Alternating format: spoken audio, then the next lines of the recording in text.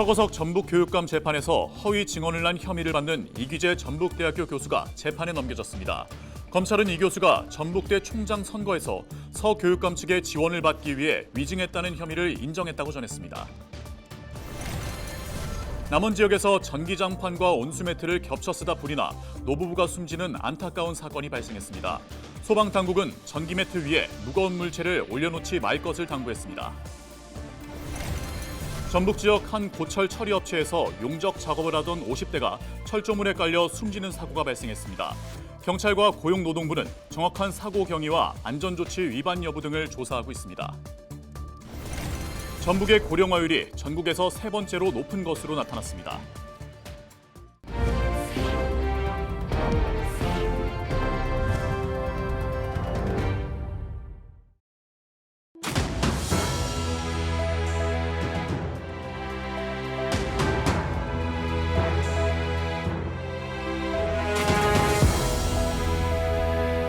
시청자 여러분 안녕하십니까? 헬로티비 전북뉴스입니다.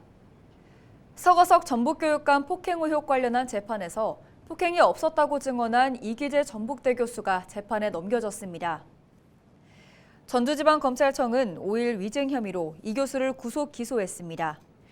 이 교수는 지난해 3월 진행된 서교육감의 허위사실 공표 사건 1심 재판에서 증인으로 출석해 서교육감에게 폭행당하지 않았다며 거짓 증언한 혐의를 받고 있습니다. 서교육감은 1심 재판에서 무죄를 선고받았지만 지난달 19일 구속된 이 교수는 전북대 총장 선거에서 서교육감 측의 지원을 받기 위해 위증했다고 혐의를 인정한 것으로 알려졌습니다. 최근 남원 지역에서 전기장판과 온수매트를 겹쳐 쓰다 불이 나 노부부가 숨지는 안타까운 사건이 있었는데요. 전기매트가 겨울철 주요 화재 원인으로 꼽히는 만큼 어떻게 화재를 예방할 수 있을지 이나라 기자가 알아봤습니다. 화염이 솟구치는 주택에서 하얀 연기가 쉴 새 없이 뿜어져 나옵니다. 지난 3일 새벽 6시쯤 전북 남원시 산동면의 한 주택에서 불이 난 겁니다. 모두 타 무너져 내린 주택에선 노부부가 숨진 채 발견됐습니다. 소방당국은 온수매트 위에 전기장판을 겹쳐 쓰다 과열로 불이 난 것으로 보고 있습니다. 최근 3년간 전기장판과 같은 계절용 기기로 인한 화재는 매년 늘었습니다.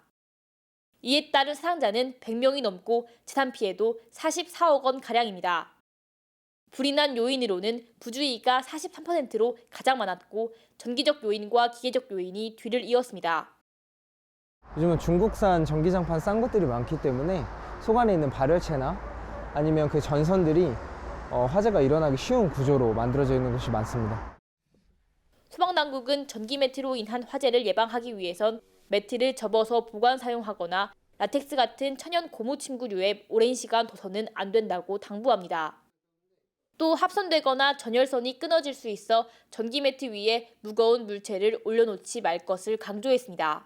전기장판을 보관할 때는 돌돌 말아서 보관해 주시는 게 가장 큰 포인트라고 할 수 있겠습니다. 그리고 전기장판은 KC 인증 마크가 꼭 있는 장판을 사용하는 게 좋습니다. 겨울철 집중되는 전기매트 화재. 안타까운 참변을 막기 위해선 올바른 사용법을 숙지하고 지키는 노력이 필요합니다. 헬로티비 뉴스 이나라입니다. 전북의 고령화율이 전국에서 세 번째로 높은 것으로 나타났습니다. 한국고용정보원은 전북의 고령자 비율이 지난 2022년 기준 22.6%로 전남 24.7%, 경북 23.0%에 이어 전국 광역시도 중 세 번째로 높다고 밝혔습니다. 대부분 인구가 적은 군 단위에서 고령화가 이뤄졌는데 임실군과 진안군은 기초자치단체 중에서도 고령화율이 높았습니다. 임실과 진안의 고령자 비율은 2022년 기준 각각 38.1%, 37.5%로 전국 상위 17위와 20위를 기록했습니다. 고령자 비율은 해당 지역의 전체 인구 가운데 65세 이상 고령자가 차지하는 비중을 의미합니다. 전북 지역 한 고철 처리업체에서 용접 작업을 하던 50대가 철조물에 깔려 숨지는 사고가 발생했습니다. 5일 전주 덕진경찰서는 지난 4일 낮 12시 40분쯤 전주시 덕진구 장동의 한 고철 가공 처리업체에서 일하던 50대 A씨가 철조물에 깔려 숨졌다고 밝혔습니다. 이 업체 소속 근로자인 A씨는 벽체가 될 철조물의 용접 작업을 하다가 300kg 규모의 철조물이 넘어지면서 그 아래에 깔린 것으로 파악됐습니다. 경찰과 고용노동부는 정확한 사고 경위와 안전조치 위반 여부 등을 조사하고 있습니다. 충남 홍성의 한 마을 어르신들이 디자이너로 변신해 눈길을 끌고 있습니다. 직접 옷을 디자인해 패션쇼를 열고 다양한 상품을 만들어 판매한 금액을 불우이웃을 돕기 위해 기부하고 있는데요. 어르신들의 따뜻한 이야기 정호석 기자가 전해드립니다. 마을회관에 어르신들이 옹기종기 모여 있습니다. 앞에 놓인 스케치북에 형형색색, 꽃과 가축, 화투패 등을 그려나갑니다. 어르신들은 일상에서 발견한 소재를 자신만의 방식을 적용해 그림을 그립니다. 천태리 어르신들은 서로를 디자이너로 부릅니다. 집에서 혼자 있으니까 이걸 하토를 갖다 맨날 놀거든요. 그러니까 하토를 생각하면 이게 재밌어요. 뜻을 알고 보면은. 어르신들은 4년 전부터 미술 수업을 받아왔습니다. 처음에는 그림 그리기 수업만 실시됐지만 점차 분야가 확대됐습니다. 직접 디자인한 옷을 입고 런웨이를 하는 등 패션쇼를 열고 올해는 스마트폰 그립톡과 고무신 등 12종류의 굿즈 상품을 만들어 지역 축제에서 판매하기도 했습니다. 어르신들은 다양한 미술 활동이 보람차다고 이야기합니다. 항상 농사만 짓고 살다가 이게 미술이라는 거는 초등학교 다닐 적에 조금 그때는 별로 이거 신경을 안 썼는데 이 늦지막히 와가지고 미술이라는 걸 눈에 뜨게 돼서 좀 때 아닌 보람 있는 느낌도 있고 늦게라도 이거 그림을 그리기 시작해가지고 우리에게는 참 좋아요. 올해 어르신들이 만든 굿즈 판매 수익금은 약 150만 원. 어르신들은 해당 금액을 불우이웃을 돕기 위해 홍성군에 기부했습니다. 도움을 받아야 하는 어르신들이 반대로 손수 만든 굿즈 상품을 판매하고 또다시 수익금을 통해 나눔을 실천한다는 것은 새로운 희망의 씨앗이 될 것이며 충남의 중심, 홍성이 행복하게 변화되는 기회가 될 것입니다. 비영리 단체인 신장로 문화예술연구소는 어르신들의 노후 생활에 도움을 주기 위해 프로그램을 기획했습니다. 내년에는 어르신들과 함께 홍성군과 충남 지역에 있는 관광상품 디자인에도 도전할 계획입니다. 우리 디자이너 선생님들 길을 한번 활짝 열어서 또 이런 디자인들이 디자이너뿐만 아니라 어르신들도 할 수 있다는 것들을 한번 보여주고 싶습니다. 청년 못지않은 열정으로 매년 새로운 도전을 하는 천태리 어르신 디자이너들의 다음 행보가 기대를 모으고 있습니다. 헬로티비 뉴스 정우석입니다. 전북경찰이 지난 1일부터 도입한 후면 단속 카메라로 이륜차 안전모 미착용도 단속합니다. 전북경찰청은 안전모 미착용 무인 단속은 계도 기간을 거쳐 오는 4월부터 본격적으로 시행한다고 5일 밝혔습니다. 또 앞으로 설치 예정인 후면 단속 장비는 신호 위반과 과속운전, 안전모 미착용 단속 기능이 사전 탑재됐다고 전했습니다. 최근 4년 동안 도내 이륜차 교통사고는 1,500건 넘게 발생하고 사상자가 2,000명 이상 나온 것으로 드러났습니다.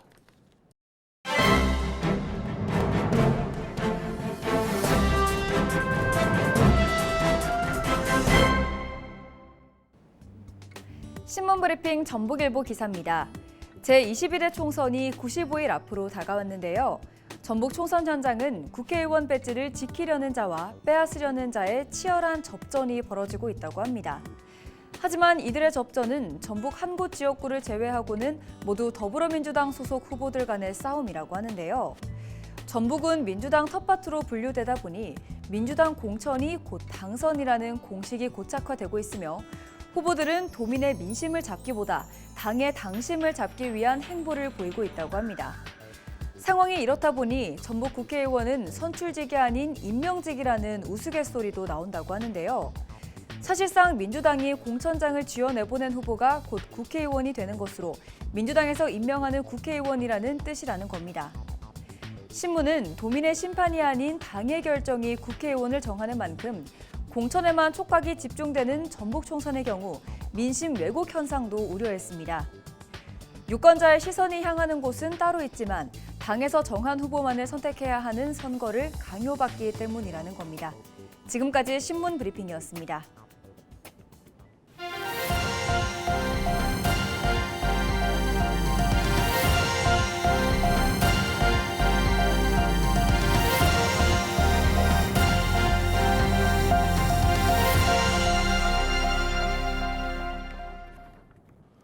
동학농민군이 관군과 싸워 최초로 승리한 황토현 전적의 활용 보존 방안을 마련하기 위한 종합정비계획 수립 용역 최종 보고회가 정읍시청에서 열렸습니다.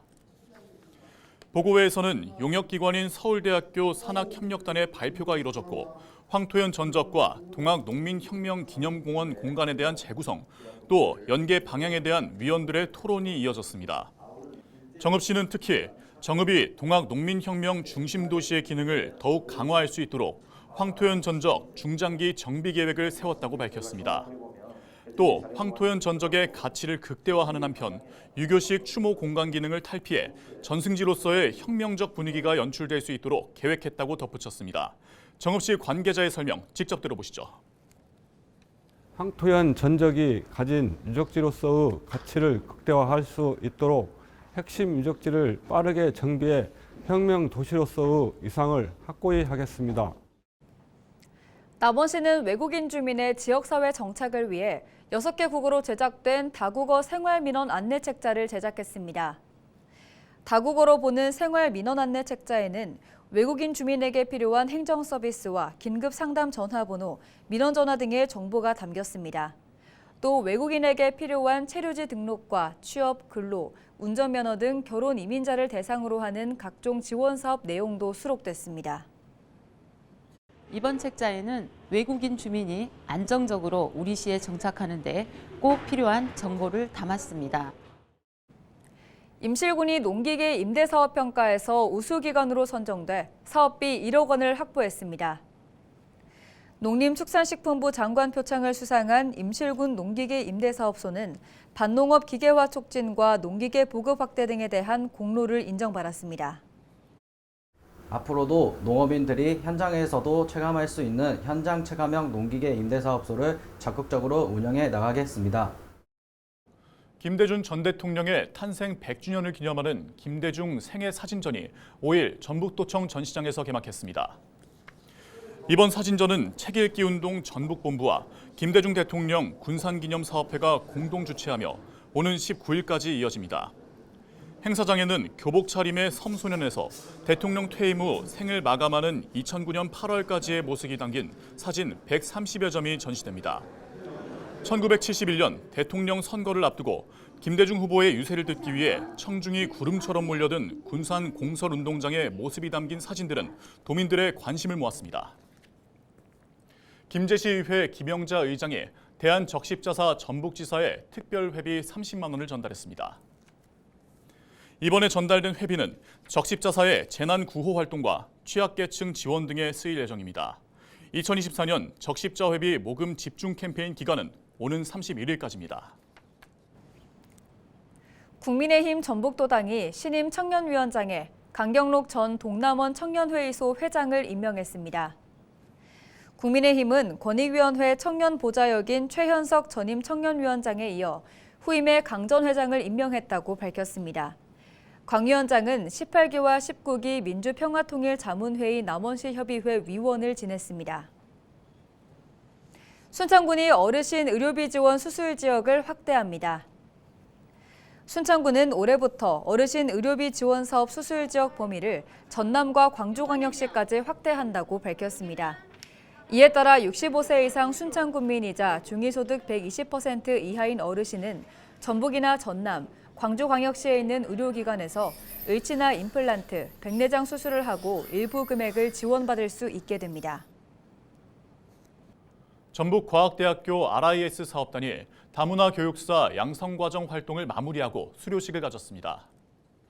전북과학대와 정읍시 가족센터는 정읍 지역 다문화 여성 20여 명을 대상으로 다문화 화법과 역사 교육, 취업 창업 전략 등에 대한 교육을 진행했습니다. 다문화 교육사 양성 과정은 지방대학과 자치단체가 협력해 인력 양성과 연구 개발하는 지역 혁신 플랫폼 RIS 사업 공모에 전북과학대가 선정되면서 이뤄졌습니다. 이상으로 뉴스를 마칩니다. 저희는 언제나 지역민 여러분 곁에 있겠습니다. 시청해주신 여러분 고맙습니다.